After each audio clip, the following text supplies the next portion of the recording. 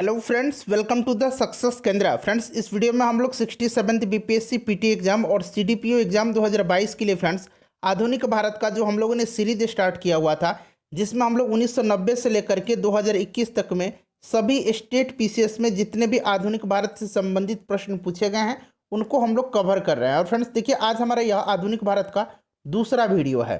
कल वाले वीडियो में हम लोगों ने यूरोपीय कंपनियां, उसके बाद स्वतंत्र स्वायत्त राज्य बंगाल, मैसूर और फ्रेंड्स पंजाब के बारे में हमने पढ़ा था।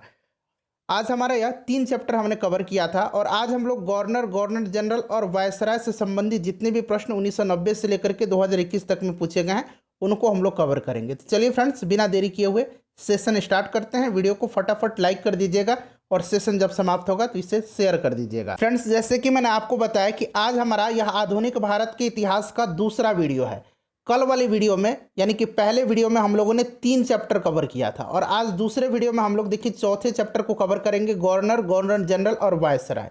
फ्रेंड्स, 1991 से लेकर के 2021 तक में जितने भी स्टेट पीसीएस में प्रश्न पूछे गए हैं आधुनिक भारत से, उन सभी को हम लोग कवर कर रहे हैं। देखिए, हमारा यह रिविजन वीडियो है, बहुत ही कम समय आपके एग्जाम में बचा हुआ है। फ्रेंड्स, वीडियो को लाइक कर दीजिएगा। पहला प्रश्न पढ़ेंगे कि अपने पुत्र के स्थान पर दूसरे उत्तराधिकारी को गोद लेने के अधिकार को पुनः स्थापित किया था। प्रत्येक प्रश्न के नीचे फ्रेंड्स आप देख सकते हैं कि यह प्रश्न किस वर्ष पूछा गया है। यहाँ पर देखिए, ये यूपी पीसीएस 2004 मेंस में प्रश्न पूछा गया है। जो भी मैं एक्सप्लेनेशन दूंगा उसको आप ध्यान से सुनिएगा। देखिए, 1858 की साम्राज्ञी की घोषणा के द्वारा, यानी कि जो ब्रिटेन की महारानी थी उनकी घोषणा के द्वारा भारतीय प्रशासन का नियंत्रण कंपनी से छीन करके ब्रिटिश क्राउन को सौंप दिया गया था। इस उद्घोषणा में भारतीय देशी रियासतों के प्रति भी प्रचलित नियमों में व्यापक परिवर्तन किया गया था और इसमें गोद लेने के अधिकार को पुनः स्थापित किया गया था। तो ऑप्शन नंबर इसका डी राइट आंसर हो जाएगा। नेक्स्ट क्वेश्चन है कि महारानी विक्टोरिया को भारत की साम्राज्ञी नियुक्त किया गया था।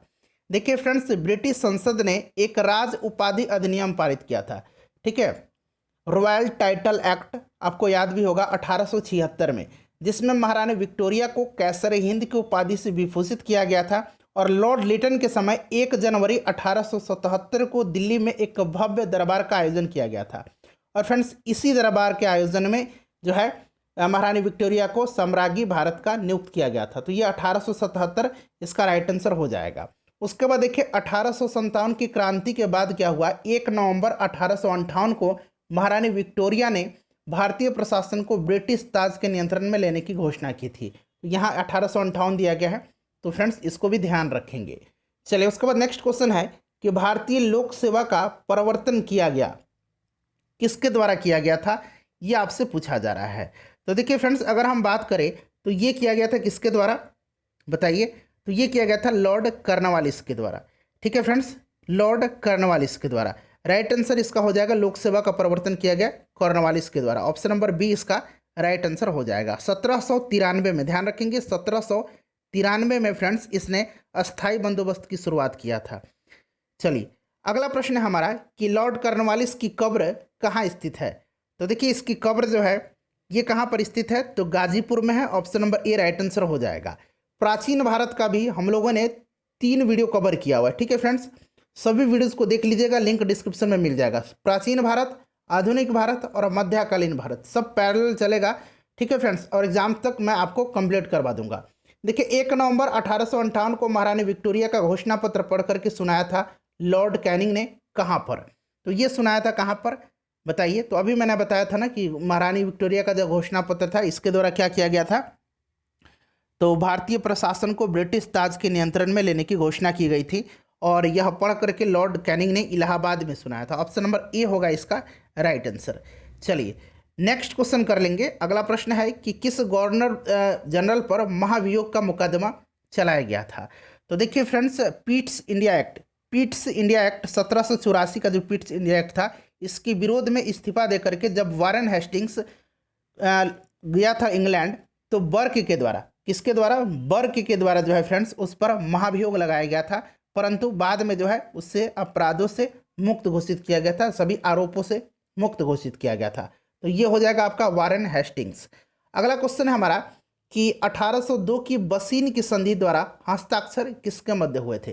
देखिए, ये बसीन की संधि 1802 में, ध्यान रखेंगे, जो आखिरी मराठा पेशवा था बाजीराव द्वितीय और फ्रेंड्स किसके बीच, अंग्रेजों के मध्य हुआ था। ठीक है, तो राइट आंसर इसका क्या हो जाएगा, ऑप्शन नंबर इसका बी हो जाएगा, अंग्रेज और बाजीराव द्वितीय। ये बाजीराव द्वितीय आखिरी मराठा पेशवा था। ठीक है, सबसे अयोग्य पेशवा था यह। उसके बाद नेक्स्ट क्वेश्चन है कि रिंग फेंस की नीति। अब यहाँ पर देखिए हिंदी में इसको सुरक्षा प्रकोष्ठ कहा जाता है या फिर घेरे की नीति भी कहा जाता है। इस नीति का संबंध इनमें से किससे है? तो देखिए इस नीति का उद्देश्य क्या था, तो इस नीति का उद्देश्य बफर जोन बना करके कंपनी की सीमाओं को रक्षा करना था।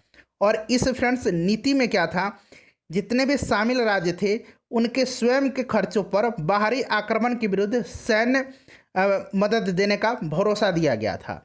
और यह नीति संबंधित किससे था, तो राइट आंसर इसका हो जाएगा वारेन हेस्टिंग्स से। ठीक है, वहीं अगर आपसे पूछा जाए सहायक संधि, तो लॉर्ड बेलेजली, व्यापगत का सिद्धांत यानी कि डॉक्ट्रिन ऑफ लैप्स, तो लॉर्ड डलहौजी। चलिए उसके बाद देखिए निम्न कथनों में से कौन सा सही नहीं है, कौन सा, यहाँ पर देखिए ए बी सी और डी चारों कथन यहाँ पर दिए गए हैं, बताइए कौन सा इसमें से सही नहीं है। तो देखिए यहाँ पर देखिए लॉर्ड विलियम बेंटिक सबसे बड़े ब्रिटिश शासकों में से एक था, क्योंकि उसने भारत में ब्रिटिश साम्राज्य को संग्रहित किया था। ये जो है फ्रेंड्स, ये जो है गलत दिया गया है। ठीक है, तो यह पूछा गया है कि कौन सा इसमें से सही नहीं है, तो ऑप्शन नंबर इसका सी करेक्ट आंसर इसका हो जाएगा। ठीक है, चलिए देखिए लॉर्ड विलियम बेंटिक का नाम भारतीय इतिहास में सामाजिक तथा प्रशासनिक सुधारों के कारण स्मरण किया जाता है, तो ऑप्शन नंबर इसका सी राइट आंसर हो जाएगा। चलिए उसके बाद नेक्स्ट क्वेश्चन कर लेंगे कि सुरक्षा प्रकोष्ठ की नीति संबंधित है, अभी मैंने आपको बताया था रिंग फेंस पॉलिसी, यह संबंधित है किससे, तो यह है आपके वारेन हेस्टिंग्स हो जाएगा, right answer option number A हो जाएगा। अगला प्रश्न हमारा कि निम्नलिखित में से किसने बंगाल में द्वैध शासन प्रणाली यानी कि ड्यूअल गवर्नमेंट को समाप्त किया था। देखिए बीपीएससी वाला जो घटना चक्र है जिसमें कि बीपीएससी प्रीवियस ईयर के प्रश्न दिए गए हैं उनको मैंने कंप्लीट करा दिया है। तो अगर आप देखना चाहते हैं बायोलॉजी का, फिजिक्स का, केमिस्ट्री का, आधुनिक भारत, प्राचीन भारत, मध्यकालीन भारत, बिहार का इतिहास, बिहार का भूगोल, सबको अलग अलग वीडियो में कराया हुआ है, लिंक डिस्क्रिप्शन में मिल जाएगा, देख लीजिएगा। तो देखिए डुअल गवर्नमेंट को समाप्त किसने किया था, द्वैध शासन को, द्वैध शासन प्रणाली शुरू की किसने किया था, तो इस जो है क्लाइव ने जो है बंगाल में द्वैध शासन की व्यवस्था की थी और फ्रेंड्स इसको समाप्त किया था वारेन हेस्टिंग्स ने। ऑप्शन नंबर इसका सी हो जाएगा राइट आंसर, वारेन हेस्टिंग्स। ठीक है, ध्यान रखेंगे। चलिए अगला क्वेश्चन करेंगे, क्वेश्चन नंबर हमारा 12 हो जाएगा। निम्न में से किस पर ब्रिटिश संसद में महाभियोग का मुकदमा चलाया गया था, तो जस्ट मैंने आपको बताया है पिट्स इंडिया एक्ट के विरोध में जब कौन गया था, वारेन हेस्टिंग्स ब्रिटेन गया था, तो उस पर बर्क के द्वारा महाभियोग लगाया गया था। तो सही उत्तर वारेन हेस्टिंग्स हो जाएगा।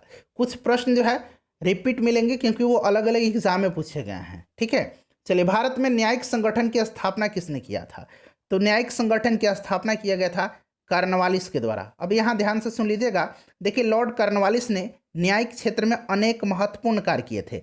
इसने 1793 में कार्नवालिस कोड लागू किया गया था। इस कोड के अनुसार कार्नवालिस ने कार्यपालिका एवं न्यायपालिका की शक्तियों का विभाजन किया था। अब कलेक्टर के पास केवल भू राजस्व वसूली का अधिकार रहा। दूसरी तरफ दीवानी मुकदमों की जांच के लिए जिला न्यायाधीश के पद का सृजन किया गया। दीवानी अदालतों को विभिन्न ग्रेडों में विभाजित किया गया था इसके द्वारा। तो राइट आंसर इसका ऑप्शन नंबर बी हो जाएगा। उसके बाद देखिए कोलकाता में एशियाटिक सोसाइटी की स्थापना जो है, स्थापना के समय बंगाल का गवर्नर जनरल कौन था, तो एशियाटिक सोसाइटी का स्थापना किया था विलियम जोन्स ने। कब, 1784 में। और उस समय बंगाल का गवर्नर कौन था, तो वारेन हेस्टिंग्स था। Option number B right answer इसका हो जाएगा। उसके बाद देखिए निम्नलिखित में से किस गवर्नर जनरल ने भारत की प्रसंविधाबद्ध सिविल सेवा का सृजन किया जो कालांतर में भारतीय सिविल सेवा के नाम से जानी गई, तो ये लॉर्ड कार्नवालिस। ठीक है, नागरिक सेवा का इसको जनक माना जाता है। Option number C right answer हो जाएगा इसका। चलिए फ्रेंड्स आगे बढ़ते हैं कि लॉर्ड वेलेस्ली की सहायक संधि को स्वीकार करने वाला पहला मराठा सरदार कौन था। तो फ्रेंड्स देखिए लॉर्ड वेलेस्ली ने जो है यह पद्धति शुरू किया था सहायक संधि की, और भारत में सहायक संधि का प्रयोग वेलेस्ली से पहले फ्रांसीसी गवर्नर डुप्ले ने किया था।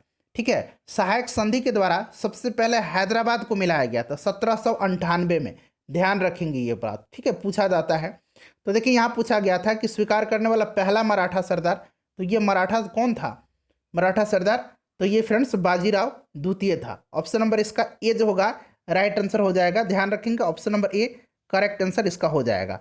और देखिए जो बाजीराव द्वितीय था, इसी के द्वारा बसीन की संधि 1802 में मराठों के द्वारा जो है अंग्रेजों के साथ की गई थी। क्लियर। चलिए आगे बढ़ते हैं। नेक्स्ट क्वेश्चन कर लेंगे कि सहायक संधि को किसके काल में क्रियान्वित किया गया था? तो ये लॉर्ड बेलेजली के काल में। ये प्रश्न कई बार कई तरीकों से पूछा गया है, तो बाकी प्रश्न मिलते जाएगा, डिटेल में हम जानते चलेंगे। नेक्स्ट क्वेश्चन है हमारा कि सहायक संधि व्यवस्था को स्वीकार करने वाला प्रथम भारतीय देशी शासक कौन था? देखिए प्रश्न आ गया, तो मैंने बताया था कि हैदराबाद, तो ये हो जाएगा आपका हैदराबाद के निज़ाम। कब? तो 1798 में। दूसरा अगर पूछा जाता तो मैसूर और तंजाउर 1799 में। ठीक है। उसके बाद कौन हो जाएगा? तो फ्रेंड्स उसके बाद अवध 1801 में, उसके बाद पेशवा 1801 में। ठीक है, तो ये सब आपको याद रखना है।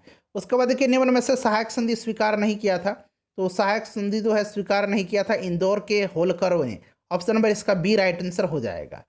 उसके बाद नेक्स्ट क्वेश्चन है कि उस समय जब नेपोलियन की शक्ति के सामने यूरोप के साम्राज्य धाराशाही हो रहे थे, नीचे लिखे गवर्नर जनरल में से किस एक ने भारत में ब्रिटिश पताका फहराए रखी? तो ये कौन था? ये ध्यान रखेंगे फ्रेंड्स, ये था लॉर्ड बेलेजली।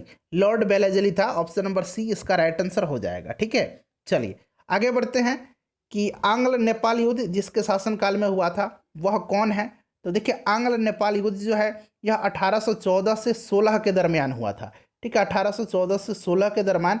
और 1816 का जो संगौली का संधि था फ्रेंड्स, इसी के तहत जो है यह युद्ध जो था यह समाप्त हुआ था। ठीक है, प्रथम आंग्ल नेपाल युद्ध। और ये हुआ था किसके समय में? तो ये लॉर्ड हेस्टिंग्स के समय में। तो ऑप्शन नंबर बी यहाँ पर राइट आंसर इसका हो जाएगा।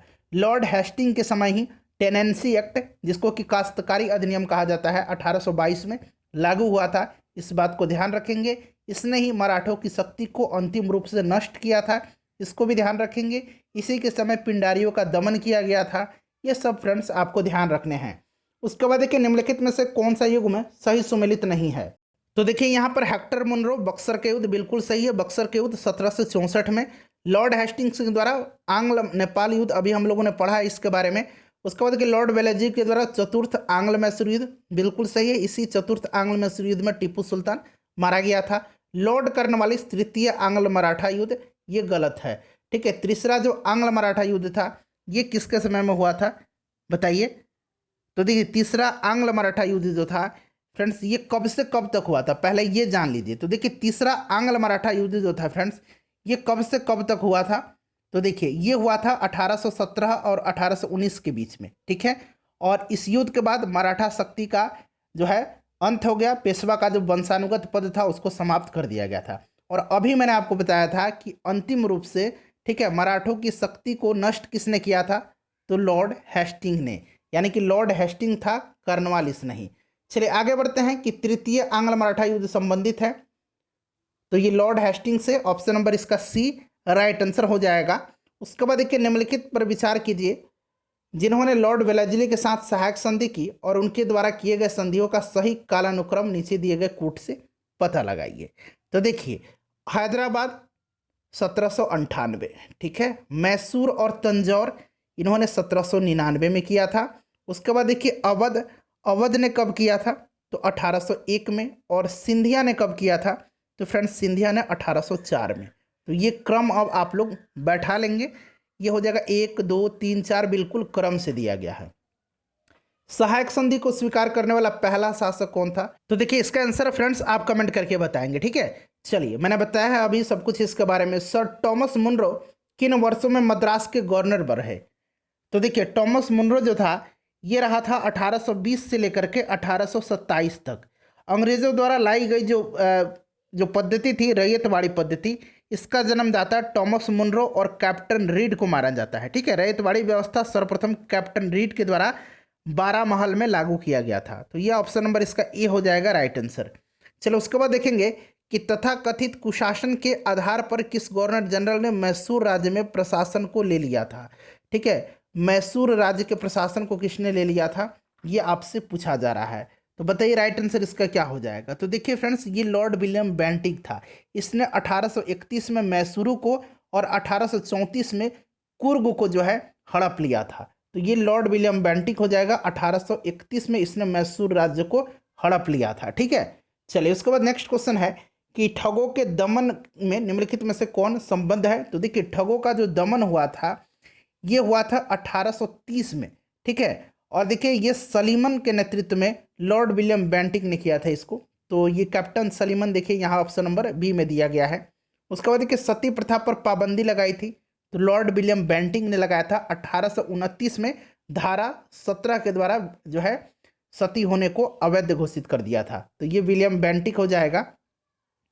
उसके बाद देखिए विलियम बेंटिक के द्वारा सती प्रथा किस वर्ष समाप्त की गई थी। तो 1829 में, ध्यान रखेंगे 1829 में। चलिए उसके बाद नेक्स्ट क्वेश्चन है कि इनमें से किस वर्ष बंगाल से दासों के निर्यात को रोक दिया गया था। तो देखिए फ्रेंड्स 1789 में जो है कर्नवालिस के द्वारा जारी आदेश के द्वारा बंगाल से दासों का निर्यात बंद कर दिया गया था, ठीक है, क्योंकि उस समय लॉर्ड कर्नवालिस था। तो 1789 इसका राइट आंसर हो जाएगा, ठीक है।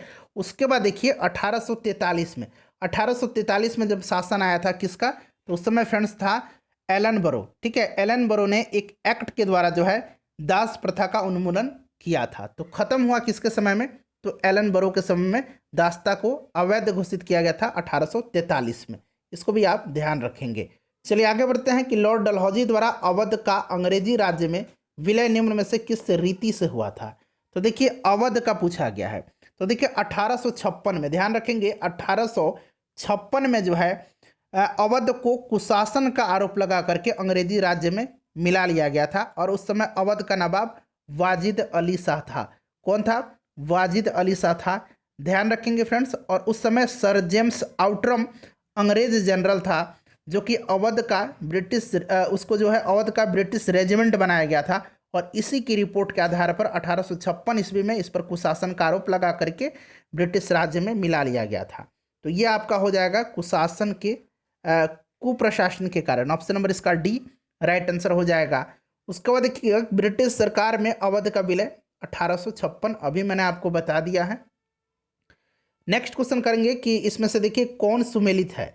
अब देखिए यहाँ पर जो है 1849 ईस्वी में जो है पंजाब का विलय किया गया था। पंजाब का विलय जो है डलहौजी के द्वारा किया गया था। तो यहाँ पर देखिए ये गलत दिया गया है क्योंकि सतारा का विलय लिखा गया। सतारा का विलय जो है 1848 में हुआ था, ठीक है। तो ये उल्टा दे दिया गया है, तो ये दोनों सुमेलित नहीं है। उसके बाद देखिए 1856 अवध का विलय, तो बिल्कुल ये सही दिया गया है। उसके बाद देखिए 1855 में झांसी का विलय, ये भी गलत दिया गया है, ठीक है। 1853 हो जाएगा ये, तो सही इसमें से हो जाएगा ऑप्शन नंबर सी। चलिए नेक्स्ट क्वेश्चन कर लेंगे कि निम्नलिखित में से किसने विलय की नीति नियोजित एवं क्रियान्वित की थी। तो फ्रेंड्स ये किया था डलहौजी ने। Option number C right answer हो जाएगा।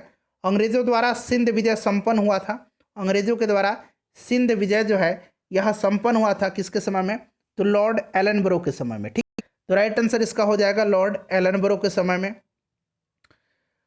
नेक्स्ट क्वेश्चन कर लेंगे। अगला प्रश्न है हमारा कि सिंध पर ब्रिटिश कब्जा किया, तो ये कब किया, तो ये किया गया था 1843 में, ठीक है, 1843 में। चलिए अगला प्रश्न कर लेंगे। नेक्स्ट क्वेश्चन है फ्रेंड्स हमारा 1843 में पूर्ण रूप से जो है सिंध को ब्रिटिश साम्राज्य में मिला लिया गया था। देखिए निम्नलिखित में से कौन अवध का ब्रिटिश रेजिमेंट था जब अवध का ब्रिटिश साम्राज्य में विलय किया गया था। तो मैंने बताया था अभी आपको कि सर जेम्स आउटरम एक अंग्रेज जनरल था जो उस समय 1854 में अवध का ब्रिटिश रेजिमेंट बनाया गया था। और इसी की रिपोर्ट के आधार पर 1856 में कुशासन का आरोप लगा करके फ्रेंड्स इसको ब्रिटिश साम्राज्य में मिला लिया गया था। नेक्स्ट क्वेश्चन करेंगे कि निम्नलिखित बंगाल के गवर्नर जनरलों में से कौन एक तृतीय आंग्ल मैसूर युद्ध से संबंध है, तीसरा आंग्ल मैसूर युद्ध। तो तीसरा से संबंधित है आपका लॉर्ड कर्नवालिस, ठीक है। ऑप्शन नंबर इसका बी राइट आंसर हो जाएगा। दूसरे के समय वारेन हेस्टिंग्स था और चौथा जो हुआ था उसके समय लॉर्ड बेलेजली था। चलिए आगे बढ़ते हैं कि भारत में प्रथम रेलवे लाइन किस ब्रिटिश गवर्नर के समय बिछाई गई थी। तो 1853 में यह बिछाई गई थी फ्रेंड्स, मुंबई से थाने के बीच में। और उस समय कौन था, तो डलहौजी का शासन था, ठीक है। Option number A right answer हो जाएगा। भारत में प्रथम रेल लाइन का निर्माण किन नगरों के बीच हुआ था, तो मुंबई से ठाणे के बीच में। ऑप्शन नंबर इसका बी करेक्ट आंसर हो जाएगा। किस कंपनी ने सर्वप्रथम भारत में रेल यात्रा प्रारंभ की थी, तो ये कंपनी कौन था बताइए।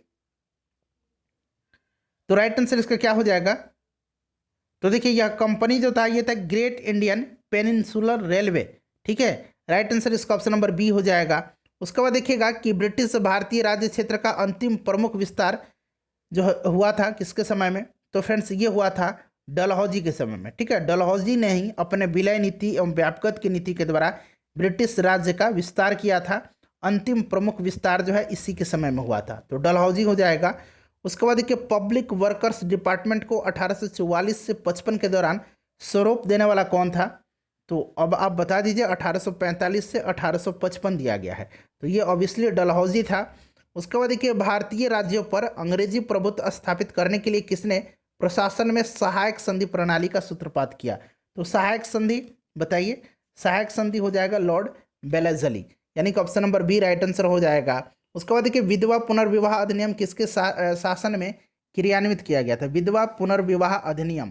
तो देखिए विधवा पुनर्विवाह अधिनियम जो है फ्रेंड्स यह 1800 कब, तो 1856 में जो है लॉर्ड कैनिंग के समय यह पारित हुआ था, ठीक है, लॉर्ड कैनिंग के समय।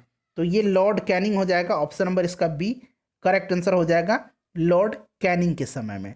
चलिए उसके बाद नेक्स्ट क्वेश्चन कर लेंगे कि ब्रिटिश द्वारा कुशासन का बहाना लेकर के निम्नलिखित प्रांतों में से किस एक का शासन हटा दिया गया था, तो ये अवध 1856 में। उसके बाद देखिए 1 नवंबर 1858 को महारानी विक्टोरिया का घोषणा पत्र इलाहाबाद में पढ़ करके सुनाया था। ये प्रश्न हमने देखिए दूसरे तरीके से पूछा गया था। पहले पूछा गया था कि कैनिंग ने कहाँ पढ़ा था, तो इलाहाबाद में। अब इलाहाबाद में किसने पढ़ा था, तो कैनिंग ने पढ़ा था। उसके बाद देखिएगा कि निम्न में से कौन एक भारत का प्रथम वायसराय था, तो ये लॉर्ड कैनिंग था, पहला वायसराय लॉर्ड कैनिंग था, ठीक है। भारत में यह कंपनी के द्वारा नियुक्त अंतिम गवर्नर जनरल और ब्रिटिश सम्राट के अंतर्गत जो है अधीन नियुक्त यह पहला वायसराय था। उसके बाद देखिएगा कि भारत में कर्जन के प्रशासन की तुलना औरंगजेब से किसने की है, तो फ्रेंड्स ये किया है जीके गोखले ने, यानी कि गोपाल कृष्ण गोखले ने। उसके बाद देखिए कि भारत में ब्रिटिश साम्राज्य के दौरान निम्नलिखित वायसराय पर विचार कीजिए, और देखिए उपरोक्त पदावधियों का सही कालानुक्रम आपको बताना है, सही क्रम इसमें से बताना है। तो देखिए लॉर्ड कर्जन का ये 1899 से 1905। उसके बाद हॉर्डिंग का अगर बात करें तो 1910 से लेकर के 1916। उसके बाद लॉर्ड इरविन का 1926 से 31, चैम्सफोर्ड का तो 16 से 21, ठीक है। तो ये सबसे पहले कर्जन, फिर हॉर्डिंग, तो 1-3 देखिए 1-3 कहाँ पर दिया गया है, 1-3, उसके बाद चैम्सफोर्ड, उसके बाद इरविन, 1, 3, 2 और 4। तो इसमें से देखिए 1, 3, 2 और 4 होना चाहिए था, नहीं, क्योंकि कर्जन, उसके बाद कर्जन के बाद हॉर्डिंग हो जाएगा। तो हॉर्डिंग तो देखिए 3 नंबर में दिया गया है, ठीक है। तो हॉर्डिंग का, फिर उसके बाद आपका हो जाएगा चैम्सफोर्ड का, फिर इरविन का। तो ये क्रम आप लोग याद रखेंगे। फूट डालो और राज करो की नीति की किसने अपनाई थी, ये क्वेश्चन आपको बताना है, ठीक है। बहुत आपने पढ़ा था कि फूट डालो और राज करो की नीति। देखिए निम्नलिखित में से किस गवर्नर जनरल ने भारत में दास प्रथा को समाप्त किया था, तो मैंने बताया था कि 1843 के एक्ट 5 के द्वारा जो है लॉर्ड एलनबरो ने दास प्रथा का उन्मूलन किया था। तो ये लॉर्ड एलनबरो हो जाएगा, option number B right answer इसका हो जाएगा। उसके बाद देखेंगे कि निम्न में से कौन सा एक सुमेलित है, तो देखिए इसमें से जो सुमेलित है वो आपका हो जाएगा अस्थाई बंदोबस्त लॉर्ड कर्नवालिस के द्वारा 1793 में। उसके बाद देखिए चतुराई पूर्ण निष्क्रियता, ठीक है, इसको चतुराई पूर्ण निष्क्रियता ये जो है जॉन लॉरेंस के समय था, ठीक है, जॉन लॉरेंस के समय। उसके बाद सहायक संधि जो था ये वेलेस्ली के समय, भारतीय राष्ट्रीय कांग्रेस की स्थापना लॉर्ड डफरिन के समय, तो ये सही दिया गया है। उसके बाद देखिए निम्नांकित में से किसका सुमेल नहीं है, तो सुमेल जो नहीं है यहाँ पर देखिए लॉर्ड कैनिंग उच्चतम निष्क्रियता, अभी मैंने बताया था जॉन लॉरेंस होगा इसका, ठीक है। तो ये सुमेलित नहीं है, बाकी सभी जो हैं सुमेलित हैं। उसके बाद देखिएगा कि पेशवाशिप जो था ये कब समाप्त किया गया, तो पेशवाशिप जो है यह समाप्त किया गया था 1818 में, 1818 में, option number B right answer हो जाएगा। बाजीराव द्वितीय ने आत्मसमर्पण कर दिया था अंग्रेजों के सामने, ठीक है, और लॉर्ड हेस्टिंग के समय 1818 में पेशवा का पद समाप्त कर दिया गया, लॉर्ड हेस्टिंग। उसके बाद देखिएगा कि निम्न में से कौन सुमेलित नहीं है, इसमें से सुमेलित जो है वो कौन सा नहीं है बताइए। तो देखिए यहाँ पर आंग्ल नेपाल युद्ध ये जॉन सोर के समय नहीं हुआ था, यह किसके समय में हुआ था, तो ये लॉर्ड हेस्टिंग्स के समय हुआ था, ठीक है। 1816 में सुगौली की संधि हुई थी, तो ऑप्शन नंबर सी इसका राइट आंसर हो जाएगा। उसके बाद देखिए कौन सा एक सही सुमेलित है, अब इसमें पूछा गया है कि सही सुमेलित कौन सा है, तो यहाँ पर देखिएगा लॉर्ड वेलेस्ली चतुर्थ आंग्ल मैसूर युद्ध ये सही दिया गया है, ठीक है। तीसरा किसके समय हुआ था, मैंने आपको बता दिया था, तीसरा जो है ये किसके समय हुआ था, तीसरा हुआ था आपका कर्नवालिस के समय में, ठीक है। तीसरा किसके समय हुआ था? तो तीसरा जो हुआ था वो कर्नवालिस के समय में हुआ था। उसके बाद दूसरा किसके समय में हुआ था? तो दूसरा हुआ था आपका वारेन हेस्टिंग के समय में। क्लियर? उसके बाद देखिए लॉर्ड एलनबरो अवध का विलीनीकरण, लॉर्ड एलनबरो ने जो है सिंध का जो है ये विलीनीकरण किया था। क्लियर? और डलहौजी ने अवध का किया था, तो ये उल्टा दिया गया है। उसके बाद देखिए जॉन सोर यहाँ पर दिया गया है। तो देखिए जॉन सोर के समय जो है तीसरा आंग्ल मराठा युद्ध नहीं हुआ था। तीसरा आंग्ल मराठा युद्ध जो था ये हुआ था किसके समय में? तो ये हुआ था फ्रेंड्स हेस्टिंग्स के समय में, ठीक है। तो ये गलत दिया गया है, तो ऑप्शन नंबर सी सही है। उसके बाद देखिए कौन सा युग्म जो है सही सुमेलित इसमें से नहीं है? तो सही सुमेलित जो नहीं है, देखिए प्रथम आंग्ल अफगान युद्ध का प्रारंभ हो रहा है, ये लिटन का समय जो है ये गलत दिया गया, ठीक है। ये जो है फ्रेंड्स हुआ था लॉर्ड ऑकलैंड के समय में, ठीक है। लॉर्ड ऑकलैंड के समय में हुआ था, ठीक है, ध्यान रखेंगे लॉर्ड ऑकलैंड के समय में। चलिए उसके बाद नेक्स्ट क्वेश्चन करेंगे।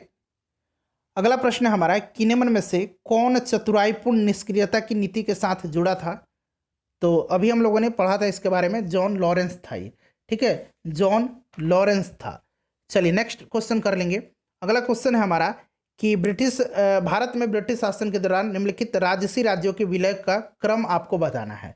तो देखिए इन सबको व्यापकता के सिद्धांत के अनुसार जो है शामिल किया गया था। झांसी को किया गया था 1853 में, उसके बाद संबलपुर को किया गया था 1849 में, और सतारा को किया गया था 1848 में। तो 1848, 49 और 53 यानी कि 3-2-1 ऑप्शन नंबर सी में दिया गया है। चलिए आगे बढ़ते हैं, नेक्स्ट क्वेश्चन कर लेंगे फ्रेंड्स।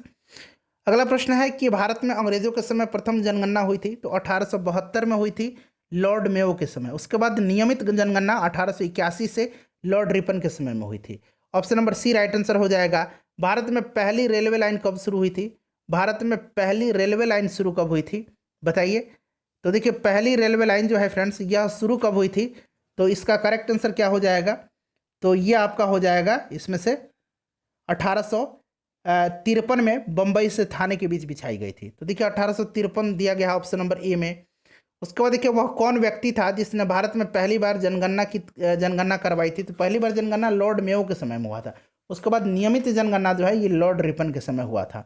तो यहाँ पर देखिए पहली बार पूछा गया तो लॉर्ड मेयो हो जाएगा। उसके बाद देखिए किस वायसराय की हत्या अंडमान निकोबार द्वीप समूह में जब वे भ्रमण पर थे तो एक दंडित अपराधी के द्वारा कर दिया गया था? तो ये कौन था? तो देखिए ये था आपका कौन? लॉर्ड मेयो, ठीक है। लॉर्ड मेयो की हत्या 1872 में चाकू मारकर एक अफगान ने कर दिया था। उसके बाद नेक्स्ट क्वेश्चन देखिए किस वायसराय की हत्या उसके कार्यकाल में हुई थी? तो ये लॉर्ड मेयो की हत्या, याद रखेंगे, अफगानिस्तान के प्रति एक जोश भरी यानी कि अग्र फॉरवर्ड नीति का अनुसरण करने वाला गवर्नर जनरल कौन था? तो ये गवर्नर जनरल कौन था ये आपसे पूछा जा रहा है। तो फ्रेंड्स ये था आपका Lord Lytton. Option number D right answer हो जाएगा, लॉर्ड लिटन था। उसके बाद नेक्स्ट क्वेश्चन हमारा कि लॉर्ड डलहौजी की विलय नीति का प्रथम शिकार निम्नलिखित में से कौन हुआ था? तो फ्रेंड्स ये सतारा हुआ था, ठीक है, सतारा हुआ था। Option number B right answer हो जाएगा। सबसे पहले जो है सतारा को मिलाया गया था 1848 में, ठीक है, ध्यान रखेंगे। उसके बाद देखिए कौन भारत का वायसराय सबसे दीर्घ काल तक रहा था? तो सबसे दीर्घ काल तक कर्जन का जो है शासन रहा था। उसके बाद देखिए भारत में स्थानीय स्वायत्ती संस्था 1882 में जो है सशक्त की गई थी किसके समय में? तो देखिए स्थानीय स्वशासन का जनक जो है यह लॉर्ड रिपन को कहा जाता है। तो लॉर्ड रिपन के समय हो जाएगा, राइट आंसर इसका हो जाएगा रिपन, लॉर्ड रिपन। और ध्यान रखेंगे फ्रेंड्स इसी के जो है काल में जो सिविल सेवा प्रवेश की आयु थी उसको 19 वर्ष से बढ़ा करके 21 वर्ष किया गया था। इसने जो है वर्नाक्युलर प्रेस एक्ट को ख़त्म किया था। पहली बार जो है नियमित जनगणना इसी के समय कराई गई थी। उसके बाद प्रथम कारखाना अधिनियम 1881 में इसने ही शुरू किया था। और फ्रेंड्स इसने जो है विलियम हंटर की अध्यक्षता में हंटर आयोग का गठन किया था। इसी के समय इल्बर्ट विधेयक प्रस्तुत किया गया था। फ्लोरेंस नाइटिंगेल ने रिपन को भारत के उद्धारक की संज्ञा दी है। ऑप्शन नंबर बी हो जाएगा, लॉर्ड रिपन। उसके बाद देखिए भारत में स्थानीय स्वायत्त शासन को किसने प्रोत्साहित किया था? तो लॉर्ड रिपन ने। इल्बर्ट बिल विवाद किससे संबंधित था? तो इल्बर्ट बिल विवाद अभी मैंने बताया था लॉर्ड रिपन के समय लाया गया था। और देखिए इसमें क्या था कि इल्बर्ट बिल में यूरोपियों के विरुद्ध भारतीय न्यायाधीश द्वारा मुकदमा की सुनवाई के लिए इल्बर्ट बिल विधेयक प्रस्तुत किया गया था, लेकिन यूरोप वासियों ने इसका विरोध किया जिसके कारण इसे वापस लेना पड़ा था। तो राइट आंसर इसका हो जाएगा ऑप्शन नंबर सी, यूरोप के लोगों को मामलों की सुनवाई करने के लिए भारतीय न्यायाधीशों पर लगाई गई अयोग्यता को हटाया जाना। उसके बाद देखिएगा कि किसकी पदावधि में महिलाओं तथा बच्चों की कार्यावधि के घंटों को सीमित करने तथा स्थानीय शासन को आवश्यक नियम बनाने के लिए प्राधिकृत करने के लिए प्रथम फैक्ट्री अधिनियम अभिग्रहण किया गया था। तो ये सब मैंने बता दिया है आपको लॉर्ड रिपन के समय में। Option number C right answer हो जाएगा, लॉर्ड रिपन। उसके बाद देखिएगा कि निम्नलिखित में से कि भारत में स्थानीय स्वायत्त शासन का जनक, तो ये रिपन का देखिए प्रश्न कई बार पूछा गया है। उसके बाद देखिए यहाँ कह रहा है कि यहाँ पर आपको मिलान करना है और नीचे आंसर चुन करके बताना है। तो देखिए क्लाइव के समय क्या हो जाएगा, बताइए फ्रेंड्स राइट आंसर इसका। तो देखिए क्लाइव के समय दोहरा शासन, बेंटिंग के समय बताइए बेंटिंग के समय क्या हो जाएगा। तो देखिए बेंटिंग के समय हो जाएगा आपका अंग्रेजी शिक्षा। मैटकॉप के समय तो प्रेस पर से जो है प्रतिबंध हटाया जाएगा, भारतीय प्रेस का मुक्तिदाता इसको कहा जाता है। और कर्जन के समय बंगाल विभाजन। तो राइट आंसर इसका ऑप्शन नंबर ए हो जाएगा। उसके बाद नेक्स्ट क्वेश्चन है, फिर से मिलान करना है। देखिए डलहौजी के समय, तो डलहौजी के समय आपका हो जाएगा व्यापकता का सिद्धांत डलहौजी। और विलियम बेंटिक, तो विलियम बेंटिक हो जाएगा आपका सती प्रथा। लॉर्ड रिपन स्वायत्त शासन, लॉर्ड कर्जन बंगाल विभाजन। चलिए उसके बाद देखिए निम्नलिखित में से कौन सी जोड़ी गवर्नर जनरल और घटना से सुमेलित है। तो ये सुमेलित जो है यहाँ पर देखिएगा लॉर्ड एलनबरो सिंध का विलय, option number C correct answer हो जाएगा। रेगुलेटिंग एक्ट ये गलत है, ये हो जाएगा आपका वारेन हेस्टिंग के समय में, ठीक है। अस्थायी बंदोबस्त कॉर्नवालिस के समय में। चलो उसके बाद देखिएगा और प्रथम अफगान युद्ध जो था यह हुआ था किसके समय में। तो प्रथम अफगान युद्ध जो था यह हुआ था आपका लॉर्ड ऑकलैंड के समय में। चलिए उसके बाद देखिएगा कि भारतीय पुरातत्व सर्वेक्षण की स्थापना किसके काल में हुई थी।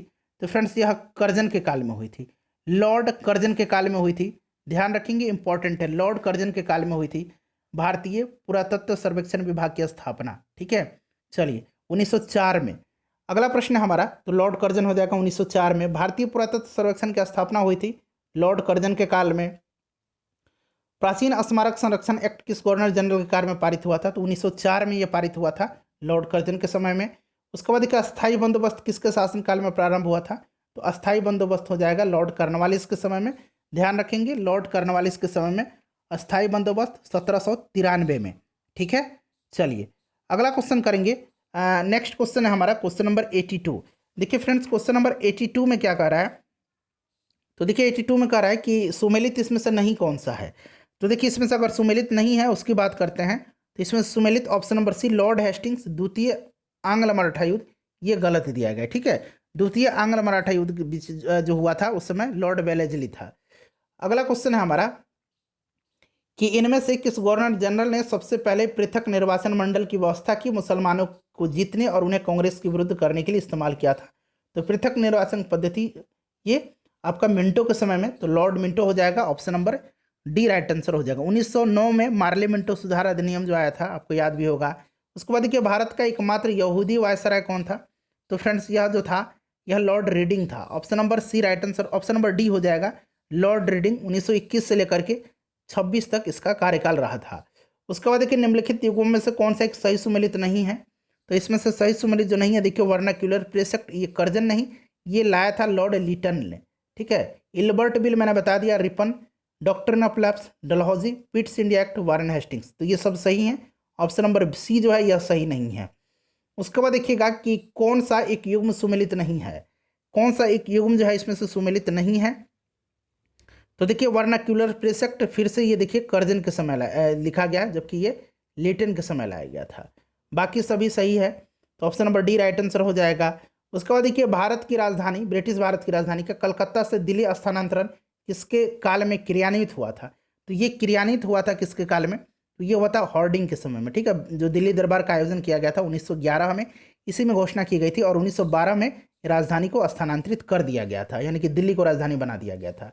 उसके बाद देखिएगा कि सही जोड़े बनाइए और नीचे आंसर मतलब मिलान करना है आपको। तो देखिए हड़प की नीति doctrine of lapse Lord Dalhousie, Bengal विभाजन कर्जन, बंगाल में दोहरा शासन बताइए क्लाइव, और सामाजिक सुधार विलियम बेंटिक। तो अब इसको मिला लेंगे आप लोग। दक्षिण भारत में सिंचाई व्यवस्था का अग्रदूत किसे माना जाता है। तो ये माना जाता है किसको, दक्षिण भारत में पूछा जा रहा है, तो ये लॉर्ड आर्थर कॉटन को माना जाता है। Option number A right answer हो जाएगा। ध्यान रखेंगे ये रिसेंटली पूछा गया है।